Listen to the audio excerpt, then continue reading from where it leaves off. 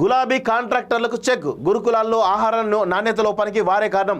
అందుకే వరుస ఘటనలు అనేటువంటి అనుమానం. తనిఖీలతో అనేక లోపాలు వెలుగులోకి. ఏజెన్సీలకు అధికారుల వార్నింగ్. కొత్త వారికి బాధ్యతలు అప్పగించేలా సర్కారు కసరత్తు. పారదర్శకంగా టెండర్ల ప్రక్రియ. రాజకీయ ప్రమేయం లేని వారికి అవకాశం అంటూ చూస్తున్నాం. గురుకులాల్లో చోటు చేసుకున్నటువంటి ఫుడ్ పాయిజన్ ఘటనలపై ప్రభుత్వం సీరియస్గా ఫోకస్ పెట్టింది. కాంట్రాక్టర్ల కారణంగానే ఈ ప్రమాదాలు చోటు చేసుకున్నాయనే ఫిర్యాదులు సర్కారుకు వస్తున్నట్లు సమాచారం. కాంట్రాక్టర్లు అదేవిధంగా ఆర్ఎస్పీ సంబంధించిన నియమించినటువంటి సిబ్బంది కొంతమంది అందరు కాదు, కొంతమంది వల్ల ఈరోజు గురుకులాల్లో ఇలాంటి ఘటనలు అనేక జరుగుతున్నాయి. సో ఆర్ఎస్పీ ఈరోజు కల్వకుంట్ల రక్తదానం ఏ విధంగా ఉందో ఆర్ఎస్పీ యొక్క రక్తదానం కూడా అలానే కనబడతా ఉంది. సో అది ఆర్ఎస్పీ అదేవిధంగా గురుకులాల్లో అందరూ కూడా గుర్తుపెట్టుకోవాలి. ఎందుకంటే ఈరోజు ఆర్ఎస్పీ తన యొక్క సిబ్బందితో కలిసి మరేమన్నా వేరే వాటికి పాల్పడుతున్నా అనేటువంటి అనుమానాలు చాలా బలంగా ఉన్నాయి.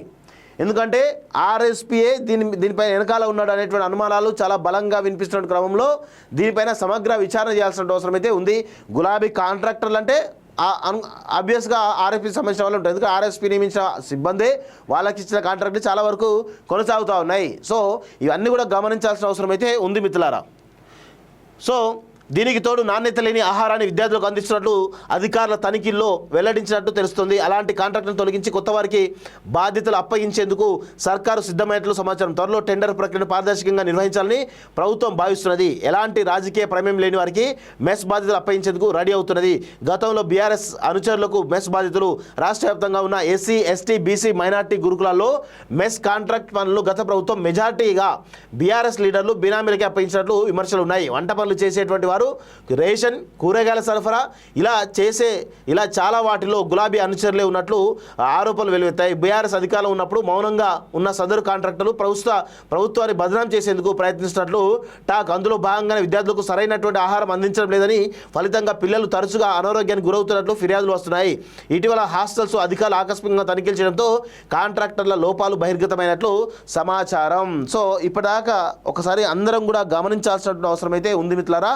ఎందుకంటే ఈరోజు గులాబీకి సంబంధించినటువంటి ఎవరైతే ఈ బీఆర్ఎస్ పార్టీ సంబంధించిన కాంట్రాక్టర్లే కావచ్చు, బీఆర్ఎస్ పార్టీ సంబంధించినటువంటి ఈరోజు ఎవరైతే అనుచరులకు వచ్చినటువంటి ఈ మెస్లకు సంబంధించిన విషయాల్లో కావచ్చు, వీటన్నిటికి కూడా గతంలో లేవు, ఇప్పుడు వచ్చినాయంటే కారణం ఖచ్చితంగా బీఆర్ఎస్ పార్టీ లీడర్లే. వాళ్ళు ఈ కల్వకుంట్ల కాలకీలకు రక్తదాహం ఎక్కువ. ఎందుకంటే ఈరోజు ఆటో డ్రైవర్లను ఈరోజు రెచ్చగొట్టి చంపుతూ ఉన్నారు, రైతులను రెచ్చగొట్టి చంపుతూ ఉన్నారు, ప్రైవేటు ఉద్యోగులను రెచ్చగొట్టి చంపుతూ ఉన్నారు.